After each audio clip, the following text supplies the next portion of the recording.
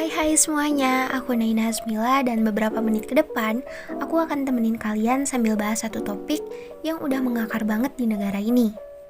I just wanna point out a few problem that still exist. Oke, langsung aja. Kalian pasti gak asing lagi sama kalimat keadilan sosial bagi seluruh rakyat Indonesia. Yap, bunyi sila kelima dari Pancasila. Tapi rasa-rasanya kalau berkaca pada keadaan Indonesia saat ini, keadilan sosial itu terkadang cuma ada buat rakyat yang buat rekening. Kenapa? Karena yang punya uang bisa beli kuota. Kuota di sini dalam tanda kutip ya. Misalnya, jabatan, kursi, sampai bahan pokok. Contoh kecil yang ada di sekitar kita ini sebagai pelajar yaitu fenomena beli kursi. Pernah denger dong pastinya. Sometimes ada beberapa kasus di mana seorang siswa nih sebenarnya udah memenuhi persyaratan, tapi malah tergeser sama yang beli. Jadinya yang gak mampu yang gak dapet kursi. Nah, kejadian kayak gini juga pernah aku alamin saat mau masuk SMA dulu. Jadi ceritanya di PPDB sebenarnya aku tuh udah termasuk ke dalam daftar siswa SMA Negeri X. Nah, tapi begitu mau di follow up lebih lanjut ke sekolahnya tuh nggak bisa. Mereka bilang bahwa posisiku udah terisi sama orang lain. Jadi agak nyesek sih, tapi mau gimana lagi? Pasrah aja waktu itu langsung daftar ke swasta. Terus untuk contoh kedua dalam skala yang lebih besar, kita ambil kasus pelecehan seksual. Udah ada lebih dari 10 kasus tentang pelecehan seksual di dunia kampus. Waktu bimbingan dan foto bersama aja bahkan bisa dijadiin kesempatan untuk pelaku melakukan aksi yang gak senonoh. Begitu diadili, bilangnya hilaf. Nah, sedihnya banyak kasus pelecehan seksual nih gak diusut tuntas sama pihak kepolisian. Jadi agak kontradiktif nih sama pedoman atau dasar negara yang dijadiin acuan. Katanya menjunjung sila kelima, tapi korban kok nggak mendapat keadilan. Lalu contoh lain lagi di dunia pekerjaan nih. Orang yang nggak punya latar belakang mengarahkan organisasi, tiba-tiba jadi kepala sekolah.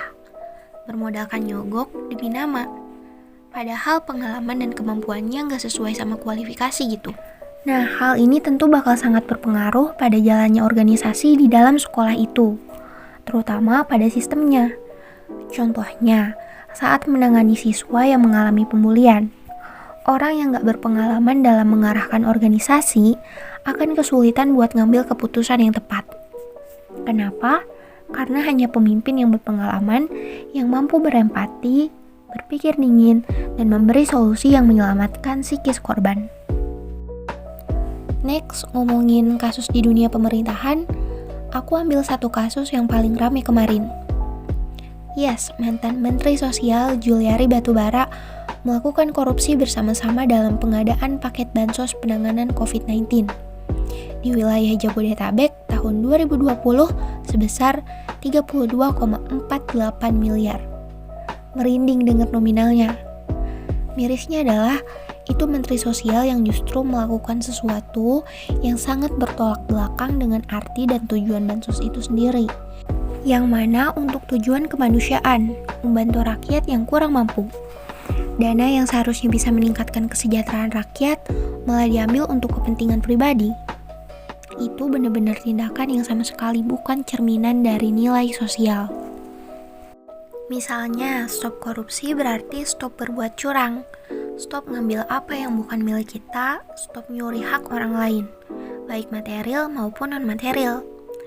Karena kita rakyat kecil cuma punya kemungkinan kecil tuh buat ngubah rakyat besar tadi. Besar di sini dalam tanda kutip ya.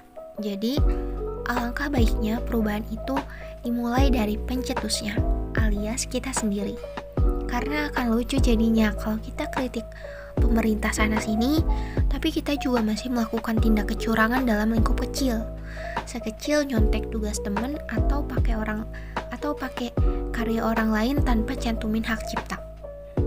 Dan yang kedua, dari jempol kita aja bisa loh. Gimana tuh, Nay? Gini, kita kan punya 2 jempol yang impactful banget kalau dipakai untuk mengetikkan sesuatu. Di sini karena kita dari tadi lagi bahas keadilan, jadi kita punya 2 jempol yang impactful kalau dipakai untuk mengetikkan keadilan. Ketiknya di mana? Ya bisa di media sosial, supaya kasusnya makin naik dan dilirik sama stakeholder yang berperan. Kawal terus kasus sampai korban dapat keadilan dan pelaku dapat hukuman. Nah, ternyata cara ini tuh cukup efektif loh.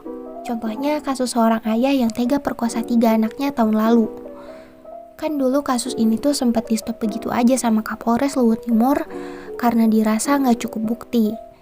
Nah, tapi karena desakan masyarakat yang terus mendesak, jadinya Bareskrim Polri ikut turun tangan deh. Last but not least, aku dan kamu bisa untuk memulai retweet korban. Karena dengan itu kita berperan dalam menyebarluaskan perkara yang tak kunjung diadili. Sekali lagi, kita bisa selamatkan rakyat Indonesia dari ketidakadilan yang menimpa mereka. Kecikutra beli siomay. Sampai sini aja. Akhir kata, bye-bye.